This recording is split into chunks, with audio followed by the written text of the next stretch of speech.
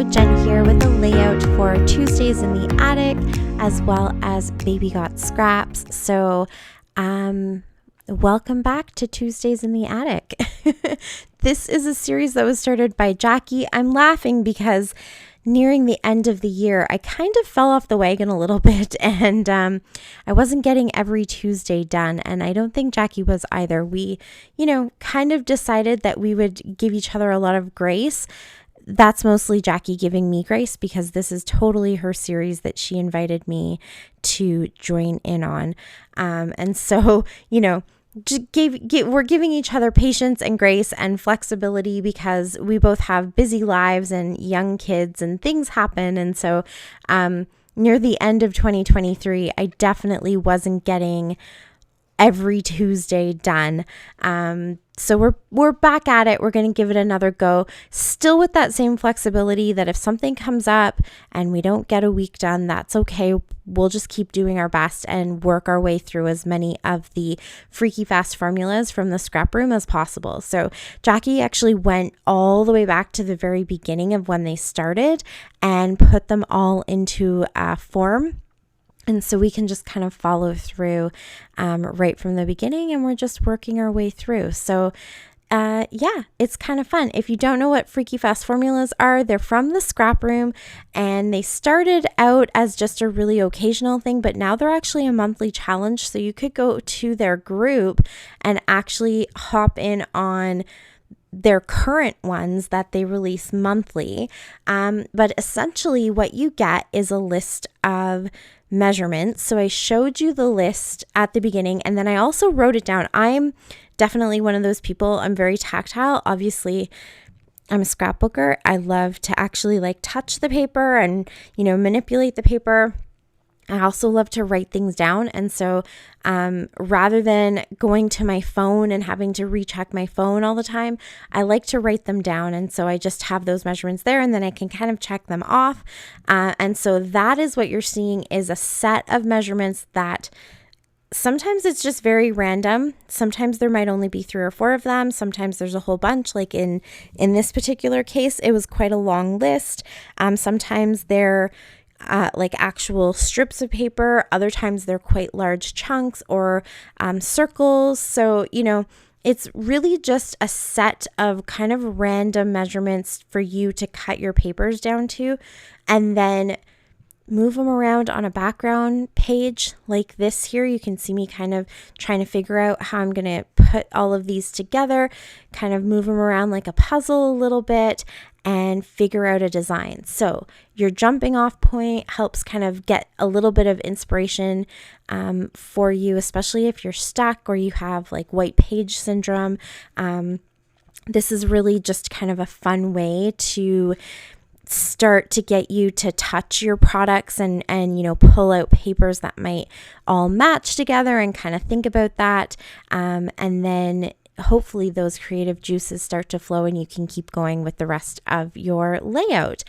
So because it's Baby Got Scraps, I am going through my How to Kill a Kit with Style kit for the first quarter. We're doing quarters this year rather than monthly. And so our first quarter, January to March, the theme that Sarah came up with was mood boards. So everybody chose a mood board. I also showed you mine at the beginning of this video because I knew I was going to be rifling through my How to Kill a Kit with Style kit. So I thought I would go ahead and show you that mood board so you can kind of see where some of the color inspiration came from for this particular layout. I just went into Pinterest, found a bunch of images and mood boards that I really liked, sort of put them all together myself and created a mood board of my own. So that's where that came from. But we're putting together 3-month-long kits now, and each quarter is going to have a different theme. So I went through my kit. The kit reveal will actually be tomorrow, so watch for that. I haven't released it yet because it's kind of a new concept and we're doing maybe a little bit bigger kits. I wanted to take a little bit of time and kind of think about how I wanted to put this together and if I was just going to do one big huge kit or if I needed to think a little bit harder about how to structure it. So watch for that kit reveal tomorrow. But essentially I just pulled out all the scraps. So I had my one background paper, that Chamel piece of paper with the coffee cups on it. I knew I was going to do a coffee themed layout. That was my one 12 by 12. And that's the rules for Baby Got Scraps. You have one 12 by 12 and then the rest all needs to be scraps. Yes, I did kind of break that rule because I decided that with all the patterns and everything that I pulled out, because none of them come from the same manufacturer or same collection, they were all just sort of randomly pulled out from what I put into my kit. I felt like maybe the coffee cups were a little bit too busy. And so I decided that I would turn those into one of the patterns from the formula rather than the background. So I did pull out this white background and that's what I'm going to use. And I decided to cut the circle, which was one of the measurements in the Freaky Fast formula. I decided to cut that from the coffee cup paper from Chamel. So yes, sort of cheating, but I like to take a lot of these things as creative suggestions rather than hardcore rules. So, keeping that in mind, sometimes I do kind of work outside the lines a little bit, and I'm all for that. So I say you do that too. There's no rules in scrapbooking. So I also just, bent the rules slightly because with the Freaky Fast formulas, when I'm giving myself the goal of working only in scraps, I try not to reach for 12 by 12 papers and just make more scraps. And so the odd time I have cut the same piece of paper into two of the measurements, or, just altered it a little bit. Like if something was supposed to be 6.5 by 5.5, but I only had a piece that would be 6 by 5.5, then I just used that instead. So in this case, instead of trying to make my circle 3.5 inches, I have a 3-inch circle punch. That's what I went ahead and used. Also here with this paper, see how there's a little bit of a notch out of it?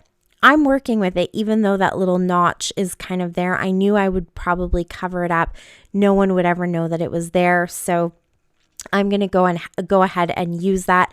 Don't fuss with your papers and, force things.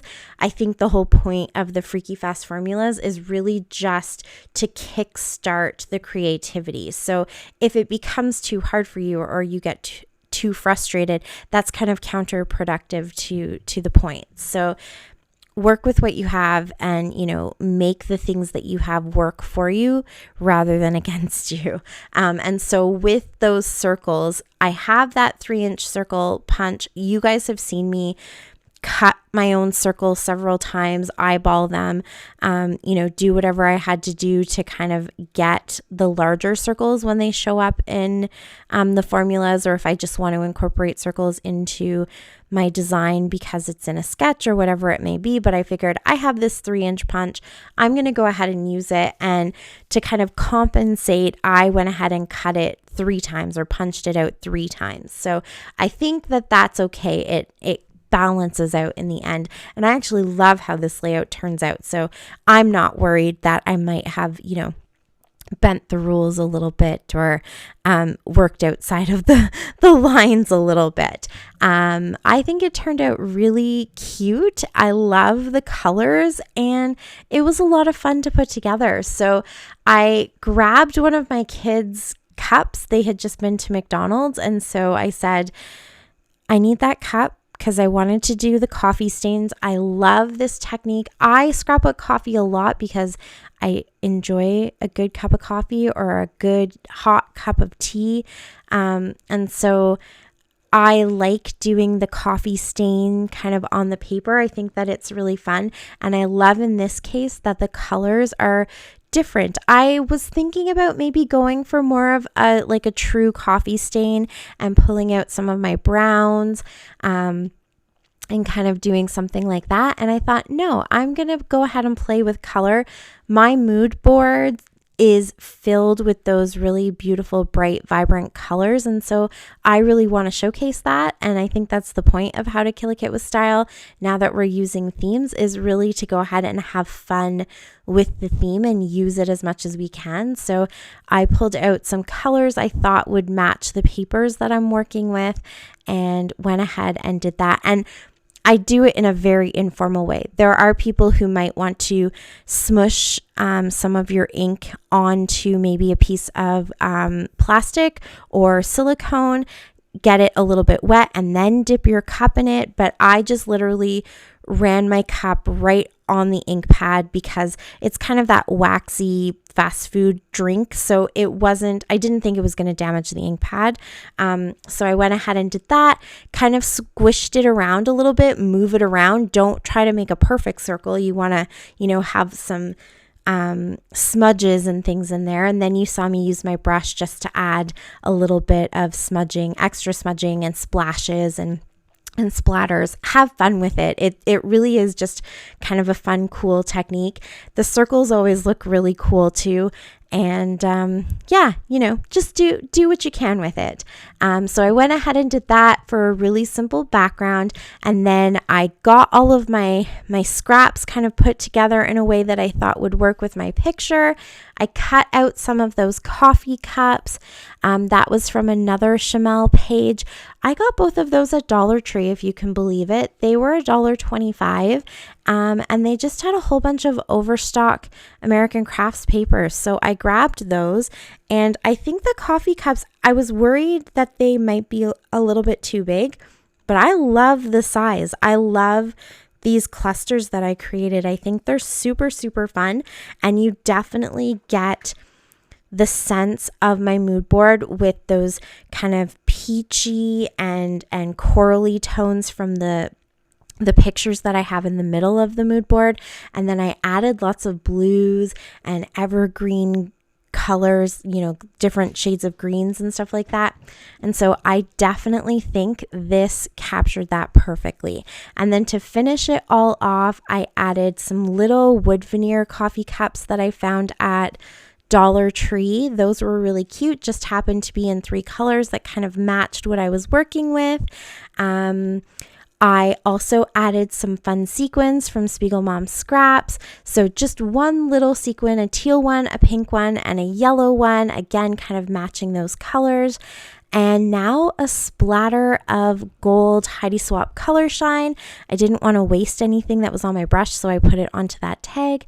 And that's it. That is my layout. I think it's so fun and so pretty. I love how it turned out.